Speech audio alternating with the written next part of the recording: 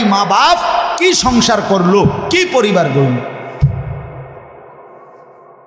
বলেন, ইনসাফের কথা বলেন, বাস্তবতার কথা বলেন।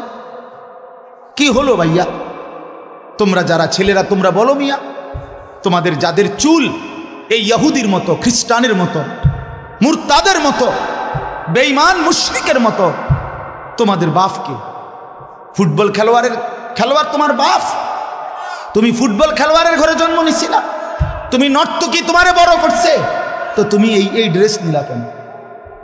তুমি তো এক মুসলমান ঘরের এক ইমানদারের বাপ সন্তান। তোমার মা, এক পবিত্র মুসলমান মা, তোমারে 2টা বছর বুকের দুধ খাওয়াইছে। আমাদেরও তো সন্তান আছে, আমরাও তো দেখি বাপ ছোট বাচ্চাটাকে নিয়ে বিবি কি পরিমাণ পেরেশানি করে সারা দিন রাত। এভাবে তো প্রত্যেককেই বড় করছে তাদের মা। আপনারা দয়া করে বুঝতে শিখেন। কার কাছে হেরে গেলেন? আমরা মুসলমান, আমরাই ছিলাম মর্যাদাবান, আমরা হেরে গেছি দুশ্মনের কাছে, এক কাফের মুশরিকের কাছে। আরে এর চাইতে দুর্ভাগ্য, এর চাইতে বড় বদনসিব আর কি হইতে পারে? এই যে আমার দাড়িওয়ালা চেহারা, এটা তো আমারে সাজায় দিছেন মুহাম্মাদুর রাসূলুল্লাহ সাল্লাল্লাহু আলাইহি ওয়াসাল্লাম। আর দাড়িবিহীন যেই চেহারা, এটা তো তারে সাজায় দিছে সেলুনের নাফি।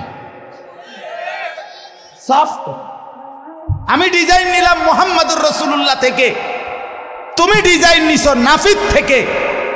হ্যাঁ, তুমি কার লগে কি মিলাইলা? কার সাথে কি মিলাই? আমার চুল আমি নিছি সাহাবায়ে কেরাম আউলিয়ায়ে ইজাম থেকে, তারা চতুর্দিকে সমান চুল রাখতেন।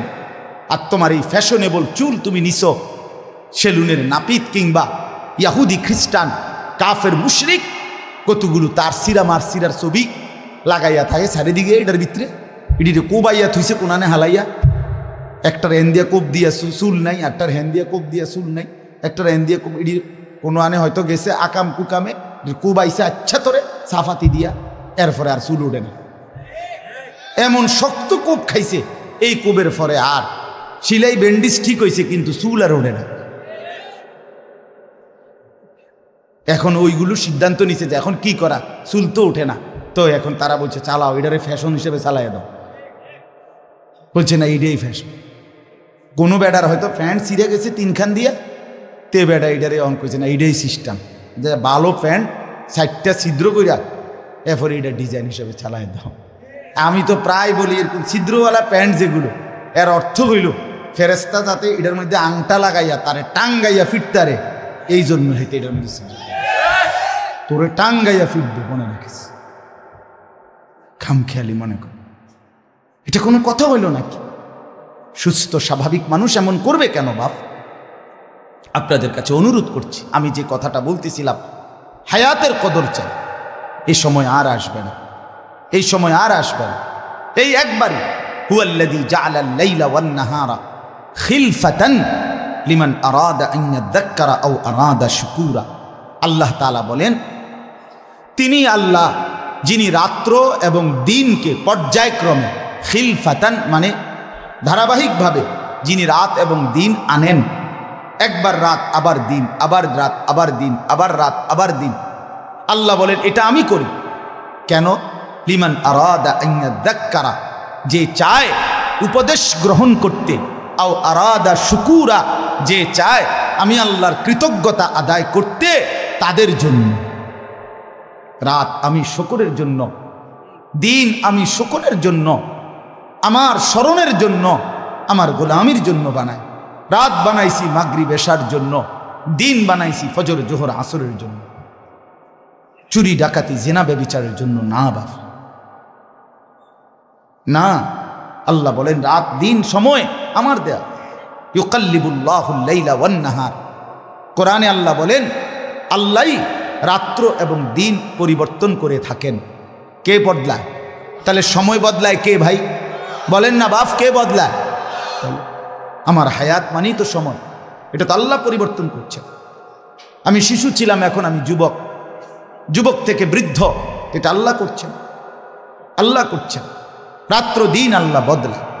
কোরআনুল কারীমে আছে, কুল আরাআইতুম ইন জাআলাল্লাহু আলাইকুমুল লাইলা সারমাদান ইলা ইয়াউমিল কিয়ামা মান ইলাহুন গায়রুল্লাহ ইয়াতিকুম বিদিয়াইন। মালিক বলে, বান্দা আমি একটা কথা জিজ্ঞাসা করি বান্দা, আল্লাহ বলছে আজকের এই রাতটাকে টেনে লম্বা করে আমি যদি কিয়ামত পর্যন্ত রাত বানিয়ে রাখি, বলো তো আমি আল্লাহ ছাড়া তোমার আর কে আছে যে তোমার জন্য আগামী কালকের আলো নিয়ে আসবে? বলো না ছেলেরা, ভাইয়া বলো না বাপ, কে আনবে? তো সেই আল্লাহকে কেন ভুলে যাওয়া? সেই আল্লাহকে কেন ভুলে যাওয়া?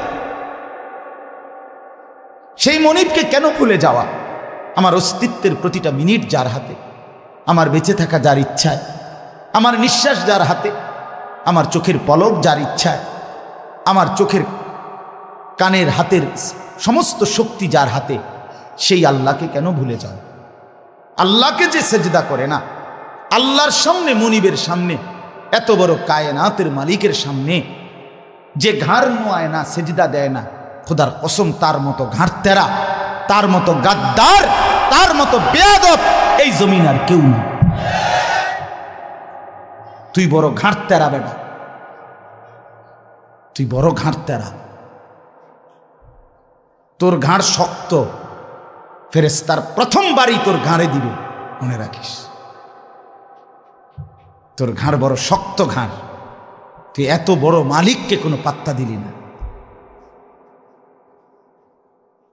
মাতবরি দেখাইছে আল্লাহ কোরআনে বলছে, বান্দা অযানানতুম আন্নাল্লাহা লা ইয়ালামু কাসীরাম মিম্মা তা'মালুন, তোমরা ভেবেছো তোমরা যা করছো এর অধিকাংশই তোমাদের আল্লাহ জানেন, এটা মনে করছি। ওয়াযালিকুম যান্নুকুম বিল্লাহি, তোমরা যে আল্লাহর ব্যাপারে এই ভুল ধারণা করেছো, আল্লাহ বলেন আরদাকুম, এটাই তোমাদেরকে বরবাদ করেছে। ফাসবাহতুম মিনাল খাসিরিন, ফলে আজকে কিয়ামতের মাঠে তোমরা লাঞ্ছিত জাহান্নামীদের অন্তর্ভুক্ত হয়ে গেল। তোমরা আল্লাহকে পাত্তা দাও না। ওমা কাদারুল্লাহ হাক্কা কদরিহি, রব্বুল আলামিন বলে তোমরা আল্লাহকে পূর্ণ কদর করতে পারো নাই। তোমরা দুনিয়ার সবাইকে লুকাইতে চেয়েছিলে, কিন্তু আল্লাহকে লুকাইতে চাও নাই।